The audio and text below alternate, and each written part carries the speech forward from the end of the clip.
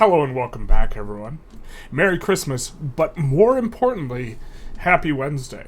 Today we are going to be going through what looks to be a rather exciting sort of dev diary slash Tinto talks, because it's not a dev diary until they announce the game, which they've not announced it, not officially, where they are going to be kind of doing a little bit of an AAR, a bit of an intro of how they are starting out a game as Norway, so we will actually be looking at a kind of big, complete-ish picture of some things, which is very, very exciting. So, let's get into it. Hello everyone and happy Wednesday. Wait, what's this? Merry Christmas to us all. Okay, they're saying Merry Christmas before Happy Wednesday, just like we did. Today we are celebrating the birth of Jesus Christ, and thus here's a special gift for you all. The gift is a Happy Wednesday. Wait, what is this? No Happy Wednesday for Giuseppe. Terrible. So today we will be talking a little bit about how it is when you start playing Project Caesar, and we'll start as Norway. Makes some sense because they're up in Sweden, except they're in Spain because it's in Tinto. Kingdom of Norway. We are playing as this country. It's probably a little bit less going on, so this makes a lot of sense to be playing. We see our king, our heir, our religion, our culture, our capital, and we have 6 towns or cities with a population of 500,000 and a tax base of 86. We start in a union with Sweden, as we have the same king who is only 20 years old at the start of the game. He is married through to Blanche of Namur, who in history gave birth to Hakon, who became the king of Norway. The current heir is Euphemia, the king's younger sister, who is married to Albrecht of Mecklenburg. Hopefully I pronounced some of those names right, certainly not all of them.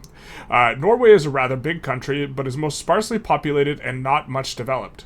There are a few main concentrations of population around Oslo Fjord in the south, around Trøndelag in the north.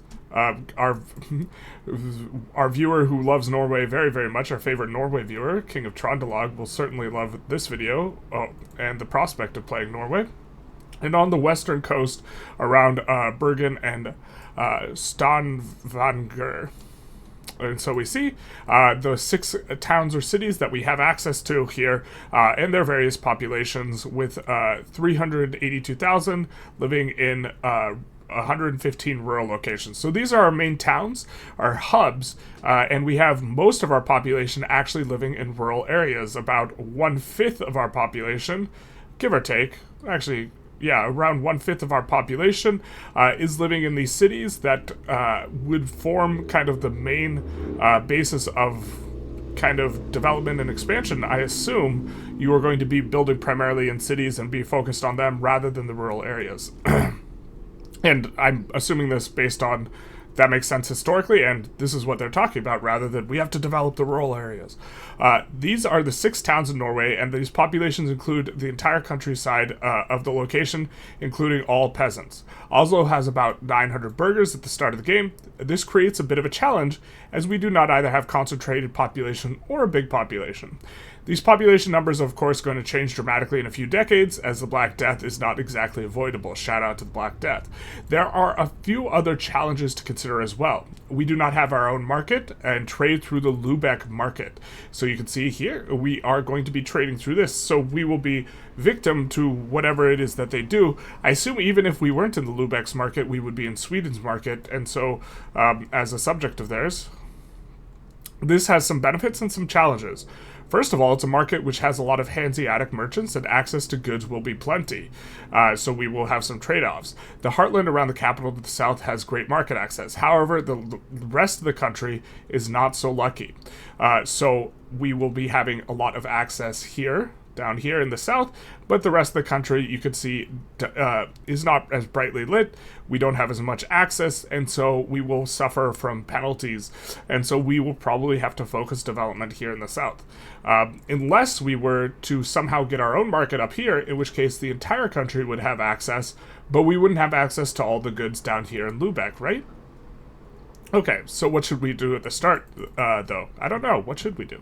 First of all, Norway has a small population. I can't rely on the large raw-scale production, but we should perhaps aim for a more capital economy. One way to achieve that is to grant privilege to the burghers. It will make them more powerful, but I think it's worth it. We see in exchange we get monthly progress towards capital economy, which of course is when you have a lot of capitalists, they buy loud cars, and then those loud cars are outside. And then we will also get production efficiency here, which will allow the small population that we have to be more productive. So this does seem like a worthwhile estate privilege. It makes them happier, and I assume this is more powerful. The energy certainly looks like power, but in a game without electricity, it is also a strange way of representing power. I assume that that's just a placeholder for some other way that they could represent power. Another way to check the alerts and see that our population has some needs that are not fulfilled. While we may not care all that much about the pops in Orkney get what they need from the Dublin market, we could at least look into addressing the needs in Lubeck. So we see pops with need. There are some pops in our markets that currently lack these things. So we are trying to sell to the greater Lubeck market, right? We are trying to address this because we know that in EU5, which this game definitely isn't because it's Project Caesar, because it's Project Teaser, we know that prices will fluctuate in a way similar to how they do in Victoria. So if there's a lot of demand for something, it will be expensive, and building it will be profitable. So we see that there is a lack of wine, beer, and silver in Lubeck, so we would prefer to supply this. Exactly. The amount of wine needed is nothing I care about now, but it's clear that we could benefit from addressing the other needs. First of all, we have a silver mine in Koningsberg, which we can expand, so this is a sensible expansion. Also, I assume the production efficiency here, right, is going to get applied to the silver mine, so we're going to be kind of getting some multiplicative modifiers. We have an RGO level of 1 out of 6, current employment of 1,000, current output of 1.18. I assume it is 1 without modifiers, and then our modifiers are bringing it up to 1.108. And then we see it is sold at the Lubeck market for a price of 6. We see that the market access is 70%. I assume that this is going to operate in a way that is similar to Mappy for those of you who play Victoria 3, which I assume is all of you. And we see that the market price is a little bit higher here. So I think, so it is locally being dragged down towards 6 because of lack of market access, but in the market price, it would be 7.3. I assume that's what this means. We see its supply, we see demand. Notably, the ratios can be far, far off relative to Vic 3. Vic 3, it's 2 to 1 where you start running a shortage, and here we see that it is not as punishing to run a shortage, I think, but perhaps it is in some ways. We're not really sure exactly the penalties for shortages. We see the default building time is 270, and we see the building cost is 40. I think that we had a tax income of like 80 when we checked it kind of at the start.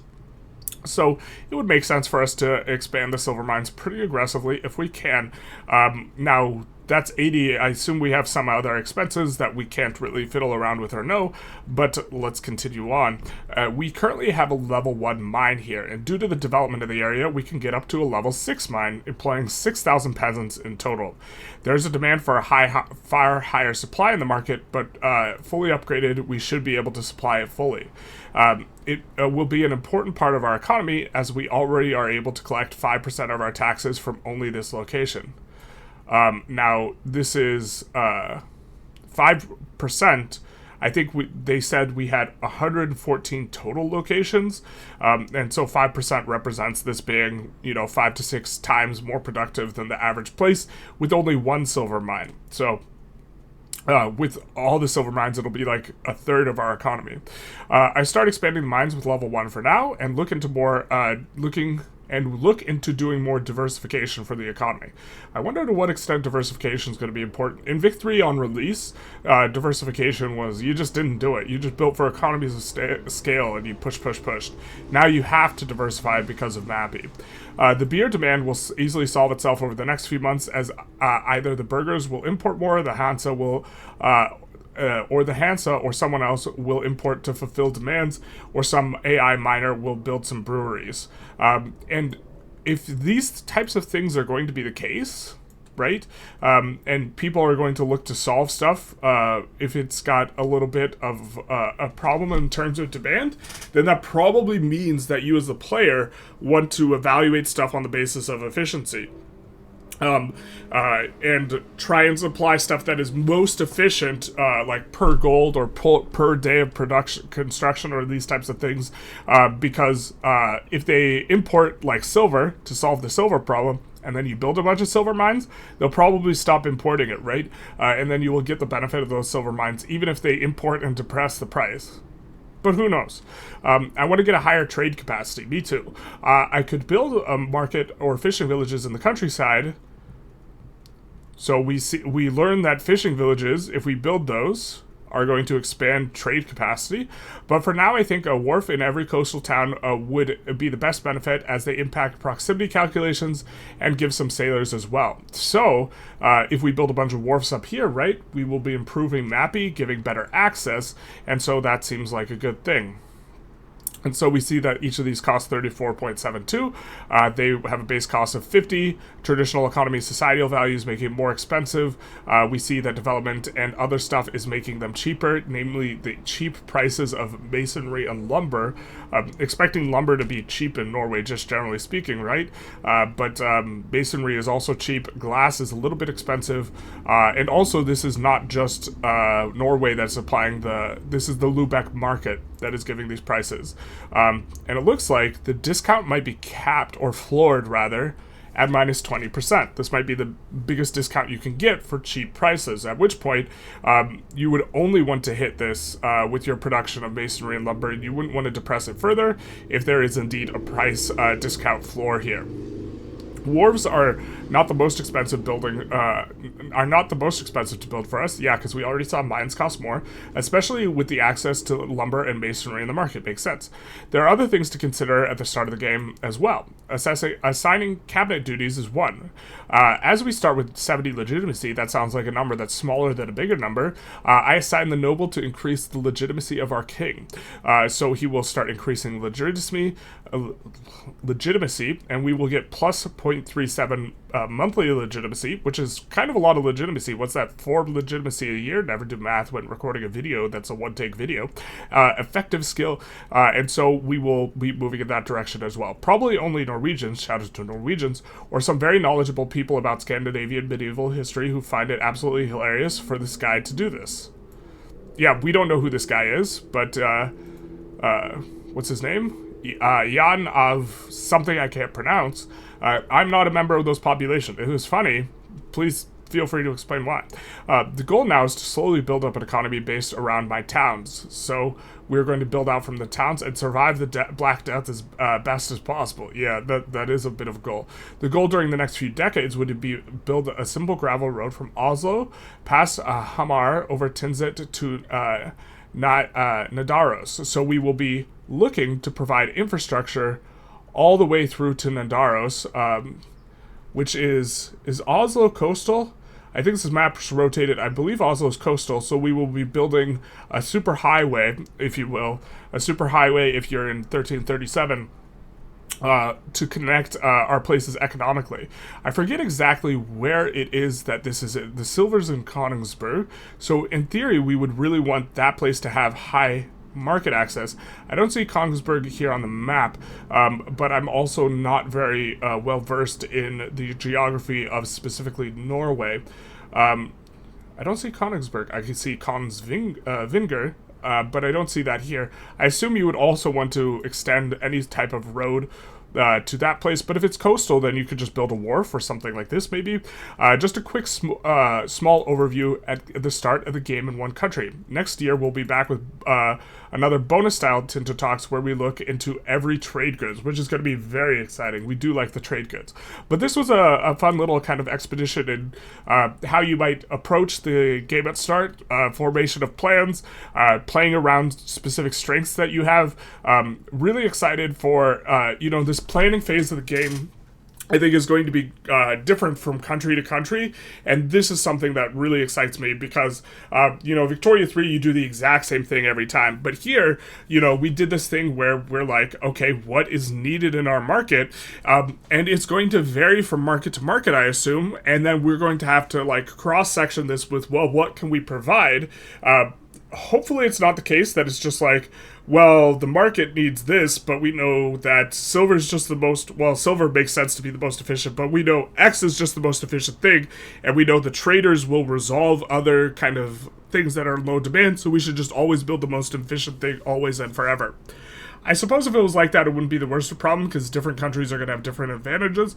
But it was neat to kind of play around both with this and also play around the fact that we aren't close to Lubeck's market kind of access here. And it wasn't articulated quite so much in here, but I think this is the major disadvantage of being in Lubeck's market, is since we're so far, or so much of our country has poor access to it, this means that we will have poor market access, but at the same time, we have access to all the goods we need just with low market access, which is going to make it so that the prices we pay are considerably higher. And so a lot of what was discussed is finding what we should build, which is the silver, right?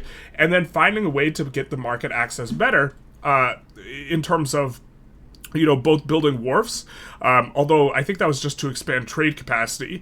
You know, if we over-specialize in silver, we could then export, but then also the idea of building this highway here from Oslo to Nidaros, I wish I knew exactly where Oslo is on the map. I think it's down here somewhere, but if we had like a highway through here, we could improve market access inland, which would be good for us. I think that part of this is Sweden. I'm not sure if all of this is Norway, but there's some darker areas of the map that really don't look like they have a lot of access. And perhaps it's the case that we just can't really build around those. We have to build around our towns. We have to focus more on the coast. But to the extent that we could bring access there and be able to harvest the resources there, that would be useful. Especially if the resources along the coast aren't that good, but the ones inland are like, we have a lot of silver or iron or these types of things. Being able to push inward via the road and that unlocking that capacity for us is a nice, interesting kind of like stepping stone or milestone when you're playing through a game. And so that's pretty exciting too. You know, really enjoyed kind of reading through this, where everything's all stitched together to some extent, rather than, you know, looking at one dismembered system at a time. So here we see a lot of things in concert. Anyways, I hope you guys enjoyed. If you did, please feel free to like, comment, subscribe, do the YouTube algorithm thing. Oh, we did leave a comment last week. Johan, if you're being held hostage, blink twice and next, blink twice. And then we did notice that there was no mention of the word blink, so we will assume that he's not being held hostage. No mention of the word blink. Johan, if you're watching this and you are indeed being held hostage, please blink twice in next week's Tinto Talks. But anyways, other than that, I hope you guys enjoy and have a Merry Christmas if that's your proclivity. If that's not your proclivity, or if it is your proclivity, I hope you enjoy, in either case, a happy Wednesday.